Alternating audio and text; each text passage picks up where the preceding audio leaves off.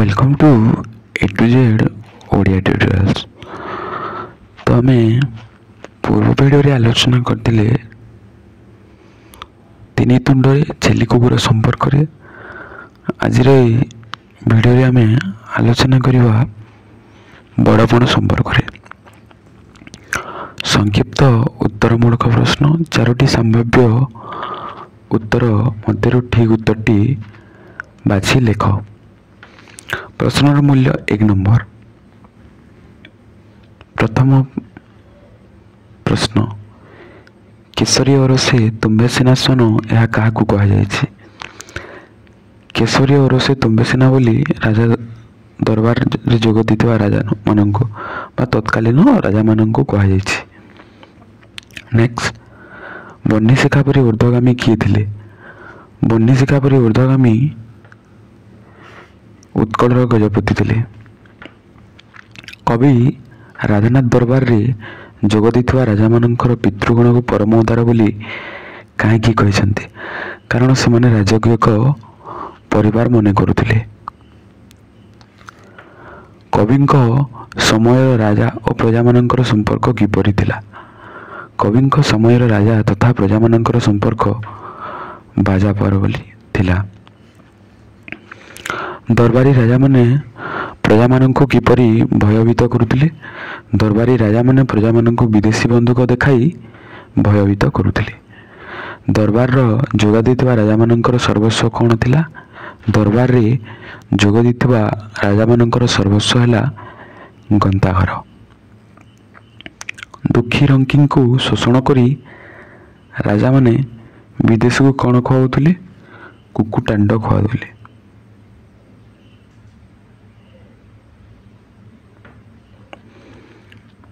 राजा माने किपरि निजर मालखाना पूर्ण करथिले? जरिमाना करी। धर्म अर्जन सफलता कौन? सुबेयरे। विश्वविजयी अलेक्जेंडर समुद्र कूल पहुंची कहीं कांदी पकाइथिले? जय करने को राज्य नथिबारु से कांदी पकाइथिले। आसीगली फेरीगली शून्य हस्ते कहार उक्ति? विश्वविजयी अलेक्जेंडर उक्ति। भंगा माठिरू पानी बोही जावा परी मनीष जीवन कौन सरी जाए? भंगा माठिरू पानी सरी जावा परी मनीष जीवन आयु सरी जाए। मृत्यु बहु दूर रे अछि बोली मन करी जे हसुताए ता पछरे किए गति करे? हसी हसी मृत्यु ता पछरे आसी बसी जाए। आयु बढ़ीगले जीवन रे मायार प्रभाव किपरि हुए? आयु बढ़ीगले जीवन रे मायार प्रभाव छाया परी बढ़ी जाए। विधाता धर्म रूपक कौन गढ़ी? विधाता संसार बारिधि अतिक्रम करने धर्म रूपक एक बारिधि गढ़ी। संक्षिप्त उत्तरमूलक प्रश्न, गोटे वाक्य उत्तर लेख। प्रश्न मूल्य 1 नंबर। बड़पण कवितार राधानाथ को क्यों काव्य संगृहित? बड़पण कविता राधानाथ को दरबार काव्य संगृहित। दरबार रे जोग देथिबा राजा और जमीदार माने कौन बिकी भांगी खाउथिले? दरबार रे जोग देथिबा राजा और जमीदार माने पूर्वपुरुषर प्रतिष्ठा को बिकी भांगी खाउथिले। किए बन्नी शिखा परी ऊर्ध्वगामी थिले? उत्कल राजा बा गजपति माने बन्नी शिखा परी ऊर्ध्वगामी थिले। बन्नी शिखार धर्म कौन? बन्नी शिखार धर्म सदा ऊर्ध्वगामी हवा। जलधारार धर्म कौन? जलधारार धर्म सर्वदा अधोगति वा निम्न को गति करिवा। पूर्व राजा माननकर वंशधर होई आजिर राजा और जमीदार माननकर अवस्था किपरि? पूर्व राजा माननकर वंशधर होई आजिर राजा और जमीदार माननकर अवस्था जलधारा परि अधोगति होइतिला। दरबार रे जोग देथिबा राजा माननकर पितृगण किपरि थिले? दरबार रे जोग देथिबा राजा माननकर पितृगण बन्नी शिखा परि सदा ऊर्ध्वगामी और उदार थिले। क्यों माने राज्य को निज परिवार बोली मने करुले? कविंक समय जोग देथिबा राजा माननकर पितृगण राज्य को निज परिवार बोली मने करुले। ଏବେ ରାଜା ପ୍ରଜାଙ୍କର ସମ୍ପର୍କ କିପରି ବୋଲି କୁହାଯାଇଛି? ଏବେ ରାଜା ଓ ପ୍ରଜାଙ୍କ ସମ୍ପର୍କ ଖାଦକ ଓ ଖାଦ୍ୟର ସମ୍ପର୍କ, ଯାହାକୁ କି କବି ବାଜ ଓ ପାରାର ସମ୍ପର୍କ ବୋଲି କହିଛନ୍ତି। ରାଜଭୋଗର ଅଭିଳାଷ ପ୍ରଜାଠାରୁ କ'ଣ କାଢ଼ି ନେଲା? ରାଜଭୋଗର ଅଭିଳାଷ ପ୍ରଜାଠାରୁ ଶ୍ରମ ଅର୍ଜିତ ଗ୍ରାସ କାଢ଼ି ନେଲା। ଦେଶୀ ହୋଇ ରାଜାମାନେ କେଉଁ ବିଦେଶୀ ନୀତି ଅବଲମ୍ବନ କରୁଥିଲେ? ଦେଶୀ ହୋଇ ରାଜାମାନେ ସର୍ବଶୋଷୀ ନୀତି ଅବଲମ୍ବନ କରୁଥିଲେ। ପ୍ରଜାଙ୍କ ଚିତ୍ତକୁ ପୂର୍ବ ରାଜାମାନେ କିପରି ବାନ୍ଧି ରଖିଥିଲେ? ପ୍ରଜାଙ୍କ ଚିତ୍ତକୁ ପୂର୍ବ ରାଜାମାନେ ବାତ୍ସଲ୍ୟ ସ୍ନେହରେ ବାନ୍ଧି ରଖିଥିଲେ। କିଏ ବିଦେଶୀ ସଙ୍ଗୀନରେ ପ୍ରଜାମାନଙ୍କୁ ଭୟଭୀତ କରୁଥିଲେ? ସେ ସମୟର ରାଜାମାନେ ଯେଉଁ ଦରବାରରେ ଉପସ୍ଥିତ ଥିଲେ, ସେମାନେ ବିଦେଶୀ ସଙ୍ଗୀନେ ପ୍ରଜାମାନଙ୍କୁ ଭୟଭୀତ କରୁଥିଲେ। ଆଜିର ରାଜାମାନଙ୍କର ସର୍ବସ୍ୱ କ'ଣ? ଆଜିର ରାଜାମାନଙ୍କର ସର୍ବସ୍ୱ ହେଉଛି ଗନ୍ତାଘର, ପ୍ରାସାଦ, ଗାଭୀ, ଅଶ୍ୱ ଓ ହସ୍ତୀ। ଆଜିର ରାଜଧର୍ମ କିପରି ବୋଲି କୁହାଯାଇଛି? ଆଜିର ରାଜଧର୍ମ ହେଉଛି ପ୍ରଜାମାନଙ୍କ ଠାରୁ ଧନ ବୋହି ଆଣିବା। କବି କେଉଁମାନଙ୍କୁ କାନ କୁହା ବୋଲି କହିଛନ୍ତି? କବି ମନ୍ତ୍ରୀମାନଙ୍କୁ କାନ କୁହା ବୋଲି କହିଛନ୍ତି। ଦୁଃଖୀ ରଙ୍ଗୀକୁ ତଣ୍ଡିଙ୍କୁ ରାୟାଗଣ ବିଦେଶୀଙ୍କୁ କ'ଣ ଖୁଆଉଥିଲେ? ଦୁଃଖୀ ରଙ୍ଗୀଙ୍କୁ ତଣ୍ଡିଙ୍କୁ ରାୟାଗଣ କୁକୁଟାଣ୍ଡ, ବିଦେଶୀଙ୍କୁ କୁକୁଟାଣ୍ଡ ଖୁଆଉଥିଲେ। କାଣ୍ଡପୃଷ୍ଠ ହୁଣ୍ଡା ବୋଲି କାହାକୁ କୁହାଯାଇଛି? କାଣ୍ଡପୃଷ୍ଠ ହୁଣ୍ଡା ବୋଲି ଜ୍ଞାନଶୂନ୍ୟ ଅସ୍ତ୍ର ବ୍ୟବସାୟୀକୁ କୁହାଯାଇଛି। ପ୍ରଜାଙ୍କ ମଧ୍ୟରେ କିଏ ପାପ ବୃଦ୍ଧିକୁ ମନାସୁଥିଲେ? ପ୍ରଜାଙ୍କ ମଧ୍ୟରେ ସେ ସମୟର ରାଜା ଓ ଜମିଦାରମାନେ ପାପ ବୃଦ୍ଧିକୁ ମନାସୁଥିଲେ। ରାଜାମାନେ କିପରି ନିଜର ମାଲଖାନା ଭରୁଥିଲେ? ରାଜାମାନେ ପ୍ରଜାମାନଙ୍କର ସର୍ବସ୍ୱ ଉପରେ ଜରିମାନା କରି ସେହି ଧନରେ ନିଜର ମାଲିକାନା ଭରୁଥିଲେ। କେଉଁ ଚିନ୍ତା ବିନା ରାଜାଙ୍କର ଅନ୍ୟ ଚିନ୍ତା ନାହିଁ? ଧନ ଚିନ୍ତା ବିନା ରାଜାଙ୍କର ଅନ୍ୟ ଚିନ୍ତା ନାହିଁ। ଜାଗ୍ରତ ଓ ସ୍ୱପ୍ନରେ ରାଜାମାନଙ୍କଠାରେ କେଉଁ ଲାଳସା ହୋଇଥିଲା? ଜାଗ୍ରତ ଓ ସ୍ୱପ୍ନରେ ରାଜାମାନଙ୍କର ଧନର ଲାଳସା ଜାଗ୍ରତ ହୋଇଥିଲା। ଧନର ସାଫଲ୍ୟ କେଉଁଥିରେ ଥାଏ? ଧନର ସାଫଲ୍ୟ ସୁବ୍ୟୟରେ ଥାଏ। କିଏ ଧନକୁ ଜଗି ବସିଥାଏ? ଯକ୍ଷ ବୋଲି ରାଜା ଧନକୁ ଜଗି ବସିଥାଏ। ରାଧାନାଥ କାହାକୁ ସ୍କନ୍ଦର ବୋଲି କହିଛନ୍ତି? ରାଧାନାଥ ଗ୍ରୀକ୍ ବୀର ଆଲେକଜାଣ୍ଡାରକୁ ସ୍କନ୍ଦର ବୋଲି କହିଛନ୍ତି। ସ୍କନ୍ଦର କାହିଁକି କାନ୍ଦୁଥିଲେ? ଜିଣିବାକୁ ଆଉ ଧରାଖଣ୍ଡ ନଥିବାରୁ ସ୍କନ୍ଦର କାନ୍ଦୁଥିଲେ। ଆସିଥିଲି ଫେରିଗଲି ଶୂନ୍ୟ ହସ୍ତେ, କିଏ କହିଛନ୍ତି? ଆସିଥିଲି ଫେରିଗଲି ଶୂନ୍ୟ ହସ୍ତେ ବୋଲି ବିଶ୍ୱବିଜୟୀ ଆଲେକଜାଣ୍ଡାର ବା ସ୍କନ୍ଦର କହିଛନ୍ତି। ଲକ୍ଷ୍ୟଶୋଷୀ ବୋଲି କାହାକୁ କୁହାଯାଇଛି? ସେ ସମୟର ରାଜା ଓ ଜମିଦାରମାନଙ୍କ ଗୋଷ୍ଠୀ, ଯେଉଁମାନେ କି ନିଜକୁ ଲକ୍ଷ୍ୟପୋଷୀ ବୋଲି କହୁଥିଲେ, ସେମାନଙ୍କୁ ଲକ୍ଷ୍ୟଶୋଷୀ ବୋଲି କୁହାଯାଇଛି। ରାଜା ଜମିଦାରମାନେ କାହିଁକି ପ୍ରଜାକୁ ଶୋଷଣ କରନ୍ତି? ରାଜା ଓ ଜମିଦାରମାନେ କଣିକା ଅକିଲା ଛାମୁଆ ପୋଷଣ ଲାଗି ପ୍ରଜାକୁ ଶୋଷଣ କରନ୍ତି। ପାପ ବିତ୍ତ ଅର୍ଜିତ କିପରି ହୁଏ? ପ୍ରଜାଙ୍କ ରକ୍ତ, ସ୍ୱେଦ, ଲୋତକରେ ଅର୍ଜିତ ଧନରାଶି ଲୁଣ୍ଠନ ଦ୍ୱାରା ପାପ ବିତ୍ତ ଅର୍ଜିତ ହୁଏ। ଭଙ୍ଗା ମାଠିଆରୁ ପାଣି ବହିଗଲା ପରି କ'ଣ ପ୍ରତିକ୍ଷଣରେ ବହି ଯାଉଅଛି? ଭଙ୍ଗା ମାଠିଆରୁ ପାଣି ବହିଗଲା ପରି ଶରୀରରୁ ଆୟୁ ପ୍ରତିକ୍ଷଣ ବହି ଯାଉଅଛି। କାଳ କିପରି? କାଳ କ୍ରୂର ଓ ଅବିଶ୍ୱାସୀ। କାହାକୁ ଅବିଶ୍ୱାସୀ ବୋଲି କୁହାଯାଇଛି? କ୍ରୂର କାଳକୁ ଅବିଶ୍ୱାସୀ ବୋଲି କୁହାଯାଇଛି। କିଏ ହଠାତ୍ ଆସି ହାବୁଡ଼ିଯିବ ବୋଲି କୁହାଯାଇଛି? କ୍ରୂର କାଳ ହଠାତ୍ ଆସି ହାବୁଡ଼ିଯିବ ବୋଲି କୁହାଯାଇଛି। କାହା ପଛରେ କାଳ ଲୁଚି ବସିଥାଏ?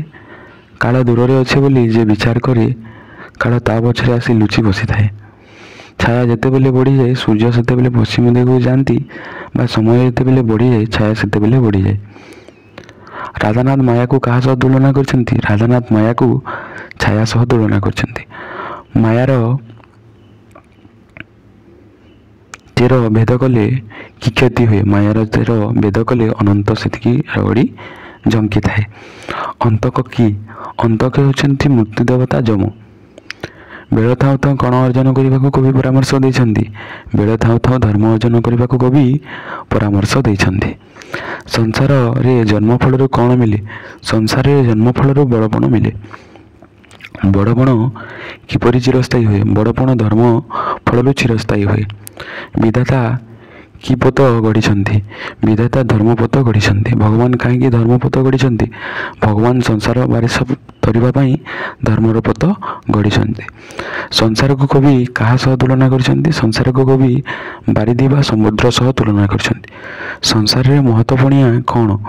ସଂସାର ସବୁ ବଡ଼ପଣକୁ କବି ମହତ୍ତ୍ୱପଣିଆ ବା ଅଡ଼େଦିନିଆ ବୋଲି କହିଛନ୍ତି। ଦ୍ୱିଲୋକ ସାଧିନୀ ବୋଲି କାହାକୁ କହିଛନ୍ତି?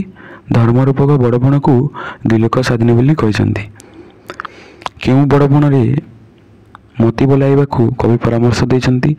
ଯେଉଁ ବଡ଼ପଣରେ ଦ୍ୱିଲୋକ ହିତ ସାଧନ ହୁଏ ଏବଂ ଯାହା ପାଖକୁ କାଳ ପ୍ରବେଶ କରିନାହିଁ ସେହି ବଡ଼ପଣକୁ ପରାମର୍ଶ ଦେଇଛନ୍ତି। କେଉଁଥିରେ ମନ ବାହୁଡ଼େଇ ନେବା ପାଇଁ କବି ରାଜାଙ୍କୁ ପରାମର୍ଶ ଦେଇଛନ୍ତି? ଲାଳସାରୁ ମନ ବାହୁଡ଼ାଇ ନେବା ପାଇଁ କବି ରାଜାଙ୍କୁ ପରାମର୍ଶ ଦେଇଛନ୍ତି। ନିଜେ ଉଚ୍ଚ ହୋଇ କ'ଣ ଲାଭ କରିବା ପାଇଁ କବି ରାଜାକୁ ପରାମର୍ଶ ଦେଇଛନ୍ତି? ନିଜେ ଉଚ୍ଚ ହୋଇ ଉଚ୍ଚତର ଗତି ଲାଭ କରିବା ପାଇଁ କବି ରାଜାମାନଙ୍କୁ ପରାମର୍ଶ ଦେଇଛନ୍ତି। ସଂକ୍ଷିପ୍ତ ଉତ୍ତରମୂଳକ ପ୍ରଶ୍ନ 2ଟି ବାକ୍ୟରେ ଉତ୍ତର ଲେଖ। ଲେଖା ଲେଖକ ପାଇଁ 1 ନମ୍ବର ଏବଂ 1 ନମ୍ବର ଉତ୍ତର ପାଇଁ। କବି କବିତା ପ୍ରତ୍ୟେକଥିରେ ରହିବ। କବି ରାଧାନାଥ କେଉଁମାନଙ୍କୁ କେଶରୀ ଓରସରେ ଶ୍ୱାନ ବୋଲି କହିଛନ୍ତି? ସେ ସମୟର ରାଜା ଓ ଜମିଦାରମାନଙ୍କୁ କବି ବ୍ୟଙ୍ଗ କବି ରାଧାନାଥ କେଶରୀ ଓରସେ ତୁମ୍ଭେ ସିନା ଶ୍ୱାନ ବୋଲି କହିଛନ୍ତି। ପୂର୍ବପୁରୁଷର ପ୍ରତିଷ୍ଠାକୁ କବିଙ୍କ ସମୟରେ ରାଜାମାନେ କିପରି ନଷ୍ଟ କରିଥିଲେ? ପୂର୍ବପୁରୁଷର ବିଶାଳ ପ୍ରତିଷ୍ଠାକୁ କବିଙ୍କ ସମୟରେ ରାଜାମାନେ ନ ବଢ଼ାଇ ବରଂ ତାକୁ ବିକି ଭାଙ୍ଗି ଖାଉଥିଲେ ଏବଂ ବଢ଼ାଇ ଖାଇ ଦେଖାଇ ହୋଇ ନଷ୍ଟ କରି ଦେଉଥିଲେ। ବହ୍ନି ଶିଖା ପରି ସଦା ଊର୍ଦ୍ଧ୍ୱଗାମୀ ଓ କାହା ଉଦ୍ଦେଶ୍ୟରେ କୁହାଯାଇଛି? ବହ୍ନି ଶିଖା ପରି ସଦା ଊର୍ଦ୍ଧ୍ୱଗାମୀ ଅତୀତ ଉତ୍କଳର ଯଶସ୍ୱୀ ରାଜାମାନଙ୍କ ଉଦ୍ଦେଶ୍ୟରେ କୁହାଯାଇଛି। ପ୍ରାଚୀନ ଓଡ଼ିଶାର ରାଜାମାନେ କିପରି ଉଦାର ଥିଲେ? ପ୍ରାଚୀନ ଓଡ଼ିଶାର ରାଜାମାନେ ରାଜ୍ୟକୁ ଏକ ପରିବାର ମନେକରି ଉଦାର ଭାବେ ଦେଖାଉଥିଲେ। ରାଜା ପ୍ରଜାମାନଙ୍କ ମଧ୍ୟରେ ପ୍ରାଚୀନ ସମ୍ପର୍କ କିପରି ଥିଲା? ରାଜା ପ୍ରଜାମାନଙ୍କ ମଧ୍ୟରେ ସମ୍ପର୍କ ଉତ୍ତମ ଓ କବି ସୁଧାର ବୋଲି କହିଛନ୍ତି। କାହାର ସମ୍ପର୍କକୁ ବାଜାପାରାର ସମ୍ପର୍କ ବୋଲି କୁହାଯାଇଛି? କବିଙ୍କ ସମୟରେ ରାଜା ଓ ପ୍ରଜାମାନଙ୍କ ବାଜାପାରାର ସମ୍ପର୍କ ବୋଲି କୁହାଯାଇଛି। ପ୍ରଜାଙ୍କ ଶ୍ରୀମାର୍ଜିତ ଗ୍ରାସ କିଏ କାଢ଼ି ନେଉଛି? ଭୋଗ ଅଭିଳାଷୀ ରାଜାମାନେ ପ୍ରଜାଙ୍କ ମୁଖରୁ ଶ୍ରୀମାର୍ଜିତ ଗ୍ରାସ କାଢ଼ି ନେଉଛନ୍ତି ବୋଲି କବି କହିଛନ୍ତି। ନିର୍ମମ ବିଦେଶୀ ନୀତି କ'ଣ? ନିର୍ମମ ବିଦେଶୀ ନୀତି ହେଉଛି ପ୍ରଜାମାନଙ୍କୁ ସବୁ ଶୋଷଣ କରିବାର ନୀତି। ଦେଶୀ ରାଜାମାନେ କିପରି ବିଦେଶୀ ନୀତି ଆପଣେଇଥିଲେ? ଦେଶୀ ରାଜାମାନେ ସର୍ବଶୋଷଣ କରି ନିର୍ମମ ବିଦେଶୀ ନୀତି ଆପଣେଇଥିଲେ। ରାଜାମାନେ ପ୍ରଜାମାନଙ୍କୁ କିପରି ଭୟଭୀତ କରାଉଥିଲେ? ରାଜାମାନେ ପ୍ରଜାମାନଙ୍କୁ ବିଦେଶୀ ସଙ୍ଗୀନ ଭୟଭୀତ କରି ଦେଖାଉଥିଲେ। ଦରବାରକାଳୀନ ରାଜାଙ୍କର ଧର୍ମ କିପରି ଥିଲା? ଦରବାରକାଳୀନ ରାଜାମାନଙ୍କର ଧର୍ମ ପ୍ରଜାମାନଙ୍କର ଧନକୁ କୌଣସି ପ୍ରକାରେ ବୋହି ନେବା ଥିଲା। ରାଜାମାନେ ବିଦେଶୀଙ୍କୁ କିପରି କୁକୁଟାଣ୍ଡ ଖାଉଥିଲେ? ରାଜାମାନେ ଦୁଃଖୀ ରଙ୍କି ଅରକ୍ଷିତ ବିଧବାଙ୍କୁ ଶୋଷଣ କରି ବିଦେଶୀଙ୍କୁ କୁକୁଟାଣ୍ଡ ଖାଉଥିଲେ। ରାଜାମାନେ କ'ଣ ପାଇଁ ଟାକି ରହିଥିଲେ ବୋଲି କୁହାଯାଇଛି?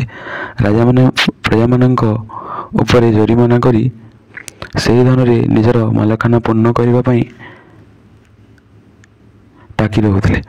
ଧନ ଅର୍ଜନର ପ୍ରକୃତ ସୁଫଳ କିପରି ମିଳିବ ବୋଲି କବି କହିଛନ୍ତି? ଧର୍ମ ଅର୍ଜନର ପ୍ରକୃତ ସୁଫଳ କେବଳ ସୁବୟରେ ମିଳିଥାଏ ବୋଲି କବି କହିଛନ୍ତି। ମଣିଷର ମୃତ୍ୟୁରେ ତା ଅର୍ଜିତ ଧନର କି ପରିଣତି ହୁଏ?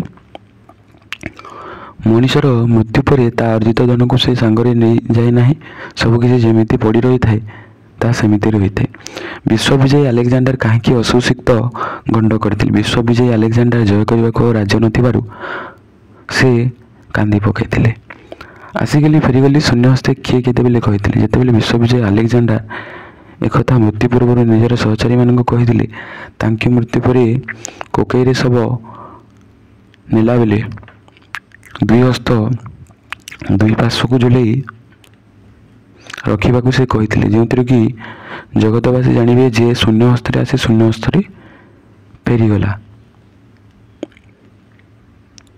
ରାଜାମାନେ ପ୍ରଜାମାନଙ୍କୁ ଶୋଷଣ କରି ଆଣୁଥିବା ମିତ କିପରି ବ୍ୟୟ କରୁଥିଲେ? ରାଜାମାନେ ପ୍ରଜାମାନଙ୍କଠୁ ଶୋଷଣ କରି ଆଣୁଥିବା ବିତ୍ତକୁ ଗଣିକା ଅକିଲ ଛାମୁଆ ପୋଷଣରେ ବ୍ୟୟ କରୁଥିଲେ। କବି କାହିଁକି କାଳକୁ ନିଷ୍ଠୁର ଓ ଅବିଶ୍ୱାସୀ ବୋଲି କହିଛନ୍ତି? କବି କାଳକୁ ନିଷ୍ଠୁର ଓ ଅବିଶ୍ୱାସୀ ବୋଲି କହିବାର କାରଣ ହେଉଛି ଯେ ସେ କେତେବେଳେ ବି ଆସି ହାବୁଡ଼ିଯାଏ। ମାୟା ବଢ଼ିଗଲେ କ'ଣ ହୁଏ? ମାୟା ବଢ଼ିଗଲେ ମାୟାର ଚେର ତଲକୁ ଭେଦ କରିଥାଏ, ଅର୍ଥାତ୍ ସଂସାର ବାଡ଼ିରେ ସାଂସାରିକ ବନ୍ଧନ ଦୃଢ଼ ହୋଇଥାଏ।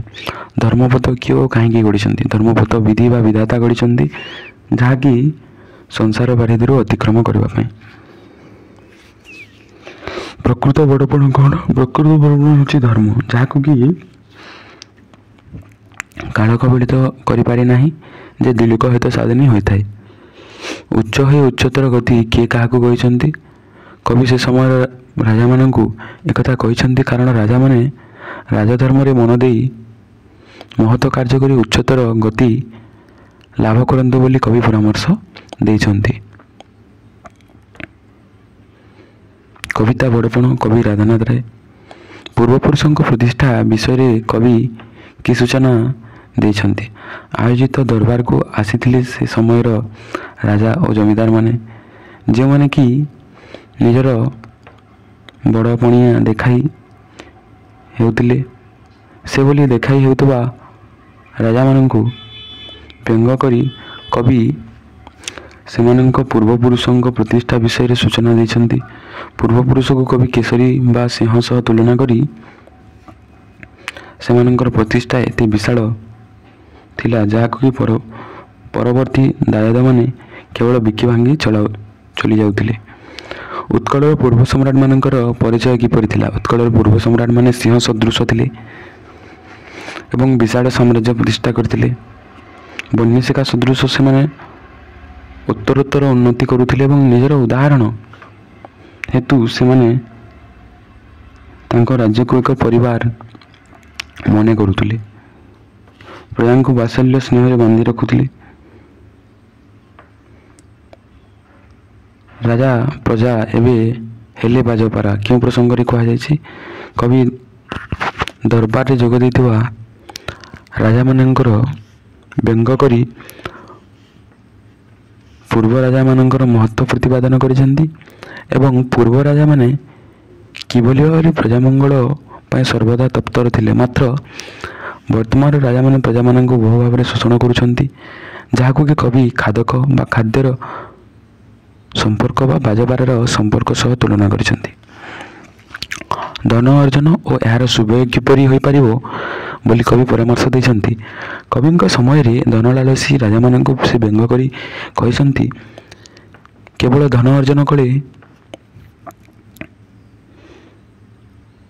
କିଛି ଲାଭ ନାହିଁ, କେବଳ ଯକ୍ଷ ପକ୍ଷ ପରି ଜଗିବାରେ କୌଣସି ଫଳ ମିଳେ ନାହିଁ।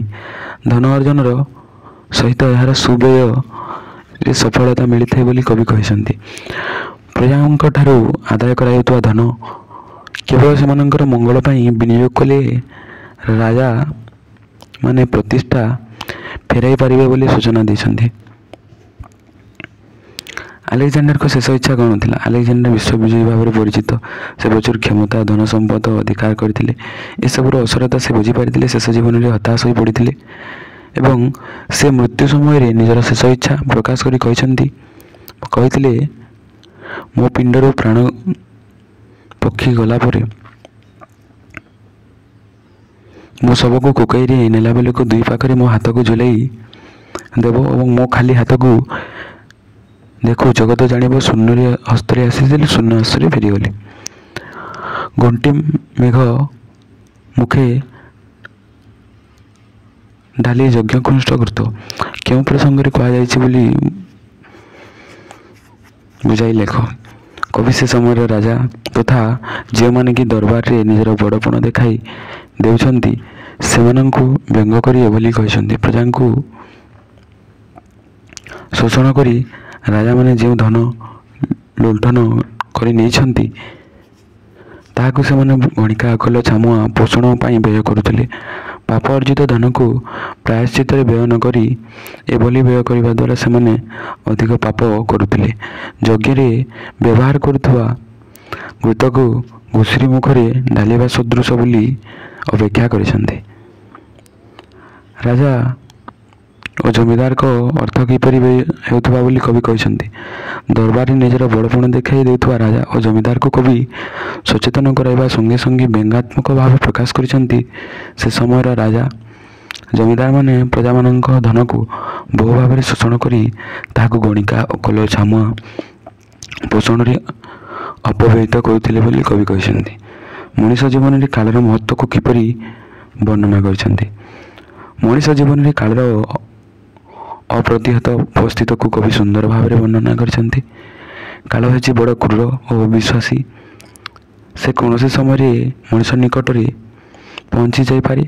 ପୁନଶ୍ଚ ଯେଉଁମାନେ କାଳ ଦୂରରେ ରହିଛି ବୋଲି ହସୁଥାନ୍ତି, କାଳ ସେମାନଙ୍କ ପଛରେ ହସିକରି ଲୁଚି ବସିଥାଏ। କାଳ ମହତ୍ତ୍ୱକୁ ବଡ଼ିମା ଦେଖାଉଥିବା ଅଜ୍ଞମାନେ ଜାଣିପାରିନଥାନ୍ତି।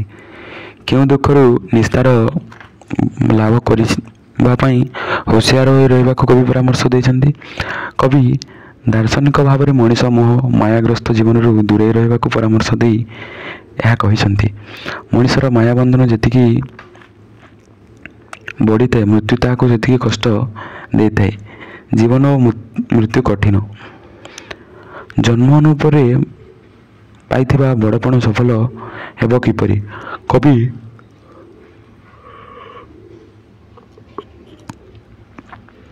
ସେ ସମୟର ରାଜା ଓ ଜମିଦାରମାନଙ୍କୁ ଧର୍ମ ସମ୍ପର୍କରେ ସଚେତନ କରାଇଛନ୍ତି। ସେମାନେ ଯେଉଁ ବୋଲି କବି କହିଛନ୍ତି, କାରଣ ଧର୍ମ ଅର୍ଜନ କଲେ ଧର୍ମର ଫଳସ୍ୱରୂପ ବଡ଼ପଣ ସ୍ଥାୟୀ ହୋଇ ରହିବ ଏବଂ ସଫଳତା ମିଳିବ। ଉଚ୍ଚତର ଗତି କିପରି ଲାଭ କରାଯାଇପାରେ ବୋଲି କବି କହିଛନ୍ତି। ଦରବାରରେ ଉପସ୍ଥିତ ଥିବା ରାଜା ଓ ଜମିଦାରମାନେ ବଡ଼ପଣକୁ କବି ଅପେକ୍ଷା କରିଛନ୍ତି ଏବଂ କାରଣ ରାଜା ଓ ଜମିଦାରମାନେ ପ୍ରଜାମାନଙ୍କ ସୁଖ ଦୁଃଖକୁ କୌଣସି ସମୟରେ ବିଚାର ନ କରି ନିଜର ସ୍ୱାର୍ଥକୁ ଦେଖୁଛନ୍ତି। ପ୍ରକୃତ ରାଜଧର୍ମ ପାଇଁ ସେମାନେ ଇଚ୍ଛା କରି ନାହାନ୍ତି। କବି ସେମାନଙ୍କୁ ନିଜର କର୍ତ୍ତବ୍ୟ ବିଷୟରେ ସଚେତନ ହୋଇ ରାଜଧର୍ମ କରିବାକୁ କହିଛନ୍ତି, ଯଦ୍ୱାରା ସେମାନେ ଉଚ୍ଚତର ଗତି ଲାଭ କରିପାରିବେ। ବଡ଼ପଣ କହିବାର ତାତ୍ପର୍ଯ୍ୟ କ'ଣ ବିଚାର କର।